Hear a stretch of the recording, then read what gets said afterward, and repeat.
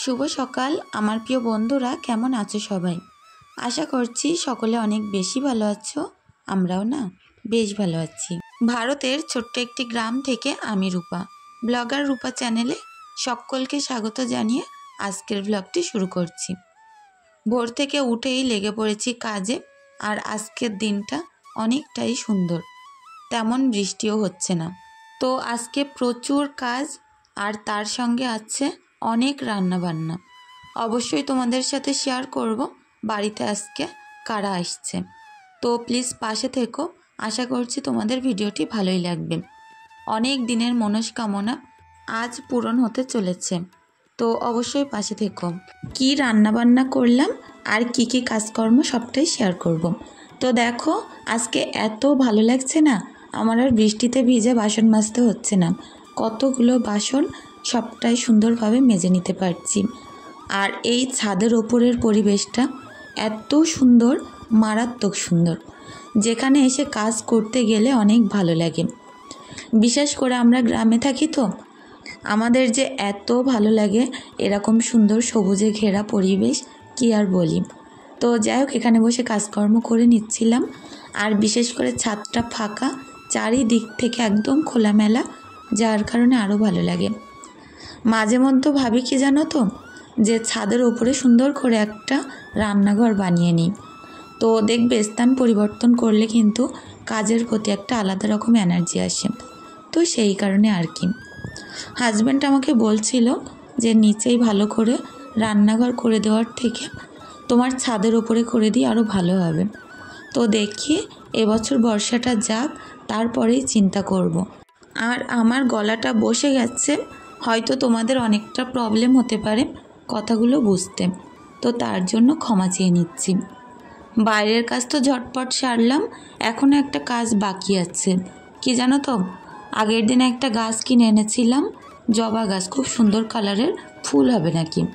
তো সেটা এখনও লাগাতে পারিনি, ভেবেছিলাম নিচেই লাগাবো, চারিদিকে তো পানি উঠে গেছে, কোথায় আর দিই। তো ভাবছি আপাতত টবে করে ছাদেই দিয়ে রাখবো। আর যখন শুকনোর সময় হবে একটু মাটি ফেলে যে কোনো একটা জায়গায় গাছটা লাগিয়ে দেব। বাড়িতে ফুল গাছ দেখতেও কিন্তু অনেক ভালো লাগে। তো এই ঘরের বেডশিট চেঞ্জ করব, ওই ঘরের করব, বাড়িতে যেহেতু অনেক লোকজন আসছে সেই কারণে। আর এই ঘরটায় খতম পরিয়ে নেব, তো মাওলানারা আসছে, তো সেই কারণে এই ঘরটা তো আরও একটু বেশি পরিপাটি করতেই হবে। তো দেখো খাটটাকে সুন্দর করে আগে ঝেড়ে নিলাম। এই যে চৌকিটা, এটার ওপরে একটা গদি দেওয়া আছে, তো ওই গদিটার ওপরে না আমি আমার একটা ব্ল্যাঙ্কেট বাদ দেওয়া সেটা পেতে রেখেছি। তো ওই যে ব্ল্যাঙ্কেটটার কালারটা কত সুন্দর দেখো, মনে হচ্ছে বেডশিট পাতাম। তো ওর ওপরে বেডশিট পেতে দিলে না এক টোপ নড়ে না, একদম সুন্দর বসে থাকে, অনেক ভালো লাগে জানো তো। তো এই ঘরটায় বললাম ওই যে বেশি লোকজন আসছে, তো সেই কারণে সুন্দর একটা সাদা বেডশিট পেতে দিচ্ছি। আর ওই পাশের ঘরটায় তো আমরাই থাকবো, তো সেই কারণে এমনি নর্মাল একটা পরিষ্কার বেডশিট আমি পেতে দেব।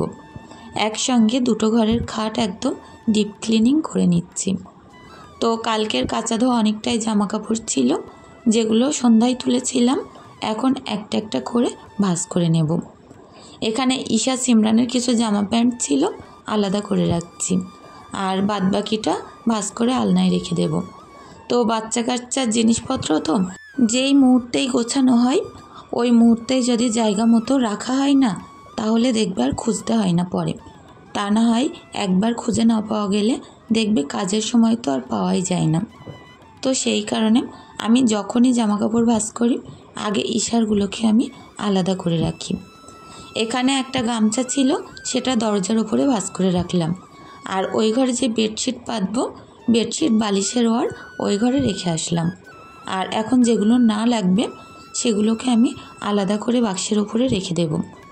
তো এই যে সুতির বেডশিটটা, এটার কালারটা একদম চটে গেছে, হয়তো ক্যামেরায় অনেক ভালো কালারফুল লাগতে পারে, তবে একদম রং নেই। তো ওই কারণে ওটা আমরা গায়েই দিই, খাটে তেমন একটা বেছাই না। তো কাজ করতে করতে এক কাপ চা নিয়ে চলে এলাম। আজকে কাজের প্রচুর চাপ, চাটা যে বসে খাবো না সেরকম সময় নেই, এই কাজকাম করতে করতেই খেতে হবে। তো ঘরটা পরিপাটি করছিলাম আর মাঝে মধ্যে একটুখানি বসে বসে চায়ের চুমুক দিচ্ছিলাম। তো দেখো ঘরটা এখন কত সুন্দর লাগছে। আসলে দেখবে ঘরের বেডশিটটা যদি না একটু সাদা কালারের হয়, পুরো ঘরের ভোলটাই বদলে যায়। এখন কত সুন্দর লাগছে দেখো তো। চলে এলাম পাশের ঘরে। এ ঘরে একটা এই যে সুতির বেডশিট তো পাতাই আছে, এর ওপরে আমি আর একটা পরিষ্কার বেডশিট পেতে দেব।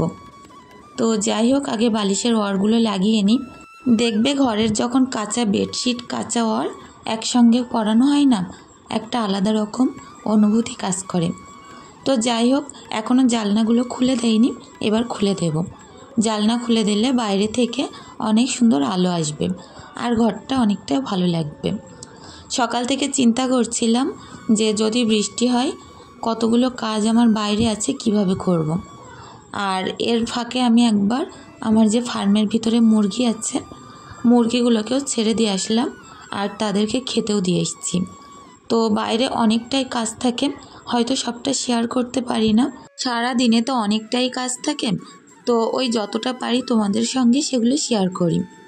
তো দেখো ওদিকে আমি ব্ল্যাঙ্কেটটা তুলে দিলাম আর যে পায়ের বালিশটা আছে সেটাও উঠিয়ে রাখলাম। আর এখন সুন্দর করে বেডশিটটাকে পেতে নেব। এই যে বেডশিটগুলো, এগুলো কিন্তু পিওর সুতি না, এত ভালো না, এগুলোর কালার ওঠে না। বিশেষ করে বেডশিটগুলো ছিঁড়ে গেলেও না কালারগুলো একই থাকে, ওই কারণে এখন এই বেডশিটগুলোই বেশি কিনি। আর বিশেষ করে এগুলো রোদ্রে দিলে সাথে সাথে শুকিয়ে যায়, একদমই সময় লাগে না, এতটাই হালকা। তো বেডশিটটা সুন্দর করে পেতে ধারগুলো একটু গুজে দিচ্ছি, ধারটা গোজার পরে খাটটা দেখতে আরও ভালো লাগে। তো ঘরটাকেও আমি এখন পরিপাটি করে একদম ঝাড়ু দিয়ে নেব। আর ভোর ভোর সমস্ত কাজ করে নিতে পারলে এতজনের রান্না যেহেতু একা হাতে করব, একদমই কিন্তু কষ্ট হবে না, সবটাই আমি একদম মাথা ঠান্ডা করে করে নিতে পারবো।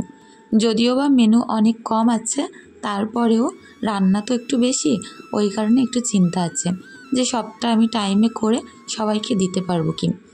ঘরটরগুলো গুছিয়ে নিয়ে প্রথম কাজ হচ্ছে আমাদের পাড়ায় অনেক বাচ্চা কাচ্চা আছে, তাদেরকে নিমন্ত্রণ করে আসে। তো তাদেরকে বলে আসবো, তাহলে দুপুরবেলা সবাই ঠিকমতো চলে আসবে। আর বলতে যাওয়ার জন্য একটু তো সময়েরও দরকার, ওই কারণে কাজগুলো আরও একটু তাড়াহুড়ো করে করে নিচ্ছিলাম। এখন অনেকটাই সকালে অনেক ভোর ভোর, তো এখন কাজগুলো শেষ করে ফেললে আমার কোনো রকম দুপুরে আর টেনশন থাকবে না। দেখো সবটা পরিপাটি করে নিচ্ছি।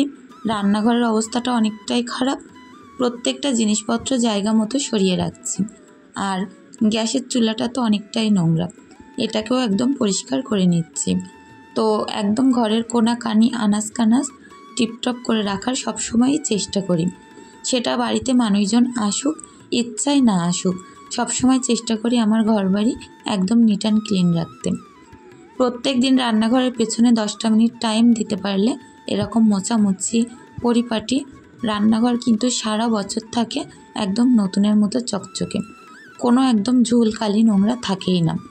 তো আমি সেরকম হাতের কাছের যে বয়ামগুলো আছে না, প্রত্যেক দিন গ্যাস মুছতে মুছতে ওগুলো পরিষ্কার করে নিই। আর এখানে যে চাকু ছুরি এটা ওটা রাখি, ওগুলোকেও কিন্তু প্রত্যেক দিন একবার করে মেজেই নিই। যেহেতু আমাদের এখানে নোনা এলাকা, খুব তাড়াতাড়ি জং চলে আসে, ওই কারণে স্টিলের জিনিস সামনে থাকলে সেগুলো তো আগে মেজে নিতে হয়। সংসারের কাজগুলো কিন্তু একদম কঠিন না, আমরা যদি ফেলে রেখে রেখে পরে করব ভাবি তখনই হয়ে যায় সেগুলো কঠিন। তো সকালে চা করা একটা পাত্র ছিল, সেটাকেও আমি এখন সুন্দর করে পরিষ্কার করে নিয়েছি। বাসন মাজার পরে দুটো একটা যদি বাসন থেকে যায় না, সেটাকে আমি সঙ্গে সঙ্গে মেজে নিই, তাহলে সকালে একবার আর ওই যে দুপুরবেলা খাওয়ার পরে একবার বাসন মাজলে কিন্তু হয়ে যায়। তো যাই হোক, এরকমভাবে কাজ করি বলে আমার কিন্তু কাজ করতে একদমই কোনো রকম কষ্ট হয় না। বাচ্চা কাচ্চা নিয়ে ছোটোবেলা থেকে একা সমস্ত কাজ করতাম, তো যেভাবে করলে সুবিধা মনে হতো সেইভাবেই করে রাখতাম, এখনও সেই অভ্যাসটাই থেকে গেছে। বাচ্চা কাচ্চা খাওয়ানোর আগে যে বাসনগুলো হয় সেগুলো আমি আগে মেজে নিই। তো দেখো এখন ছাদে চলে আসলাম, আর একটা এরকম তেলের ব্যারেল ছিল, সেটা কেটে নিলাম। আর এটার মধ্যে আগেই মাটি ভরা ছিল, অল্প একটু মুখ ছিদ্র করে। তো এই মাটির মধ্যেই গাছটা আমি লাগিয়ে দেব। যেহেতু গাছটা বাইরে ছিল, মনে হচ্ছিল আর কিছুক্ষণ থাকলে নেতিয়ে পড়বে। অনেক সুন্দর একটা জবা গাছ, তো সেই কারণে তাড়াহুড়ো করে এটাকে পুঁতে নিচ্ছি।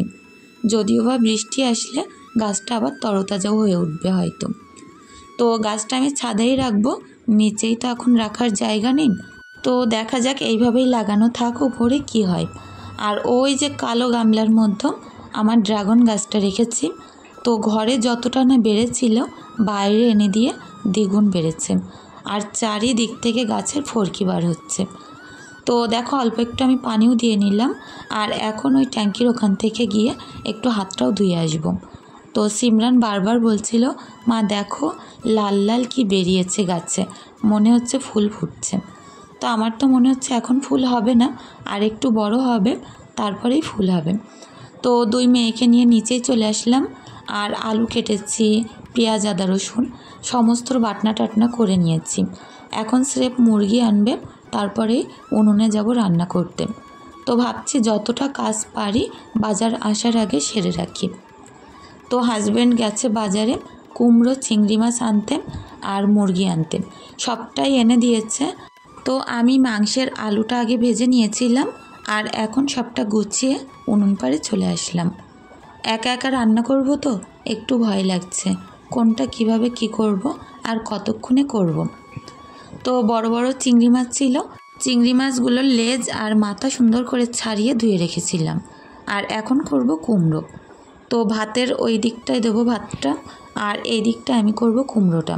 যেহেতু এই পাশটায় জাল একটু কম লাগে, ওই কারণে ভাত বসিয়ে রাখলাম। তো চিংড়ি মাছটা অনেকক্ষণ ধরে একটু ভাজা ভাজা করে নিলাম, নুন হলুদ আর লঙ্কার গুঁড়ো অ্যাড করেছিলাম। এখন কেটে রাখা কুমড়োগুলো এর মধ্যে দিয়ে সুন্দর করে কষিয়ে নেব।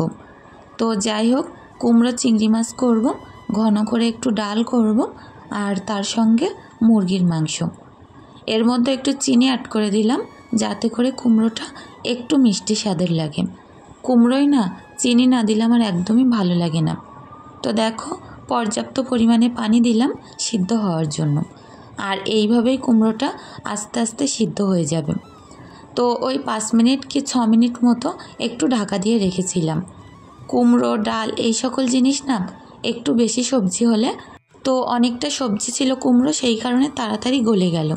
এখন দেখো আমি একটু কেটে কেটে দেখছি খুব সুন্দর গলে গেছে। লাস্টে দিলাম ভাজা জিরে মরিচ আর গরম মশলার গুঁড়ো। এটা দিয়ে হালকা এরকম ঝোল ঝোল রাখবো, আর তারপর এবার ডাল বসাবো। তো এই হাঁড়ির মধ্যে সুন্দর করে পেঁয়াজ কাঁচা লঙ্কা আদা রসুন বাটা দিয়ে ডালটা আমি করব। কি জানো তো, হাঁড়িতে ডাল করলে কিন্তু অনেক তাড়াতাড়ি সেদ্ধ হয়ে যায়। তো সেই কারণে ডালটা আমি চেষ্টা করি হাঁড়িতেই করার জন্য। আর সবশেষে করব মুরগির মাংস। তো 2টো মুরগি এনেছিল বড় বড় সাইজের, অনেক বড় হাঁড়িতে করে রান্না করেছিলাম। প্রথমে ভেবেছিলাম আমার বড় কড়াটা বার করি, তারপরে ভাবলাম না হাঁড়িতেই করি, কারণ কড়াটা অনেক বড়। তো ক্যামেরায় কতটা বড় হাঁড়ি দেখা যাচ্ছে আমি জানি না, তবে এখানে অনেকটাই মাংস ছিল, যার কারণে আমি একটা বড় নাকড়ি বার করেছি। হাঁড়িতে না এরকম কাঠের নাকড়ি দিয়ে নাড়তে বেশ সুবিধা হয়। সমস্ত লোকজনের খাওয়া দাওয়া কমপ্লিট হয়ে গেছিলো, আর সবাই উঠে এখন বাড়িতে চলে যাচ্ছে। আমি ভাবলাম তোমাদের সঙ্গে একটু হলেও শেয়ার করি। তো সব শেষে খাওয়া দাওয়ার লাস্টে একটুখানি শেয়ার করা হচ্ছে। তো যত লোকজন ছিল চলে গেছে, এখন আমরা নিজেরা খাওয়া দাওয়া করব, তার জন্য ভাত মাংস বেড়ে দেব। অনেক দিনের বড় একটা মনস্কামনা পূরণ করলাম। আমার বাবার যে বাৎসরিক কাজ থাকে সেটা কমপ্লিট হলো। আমার মাও এসেছিল, ভাই এসেছে, আর দেওরও এখন ঢুকলো। সবার ভাত পানি আগে দিয়ে নেব, তারপরে আমি নিয়ে বসবো। তো তার কারণে পাত্রে পাত্রে সব বেড়ে নিয়েছি। তো বন্ধুরা, আজকের ভিডিওটি এখানেই শেষ করছি। ধন্যবাদ।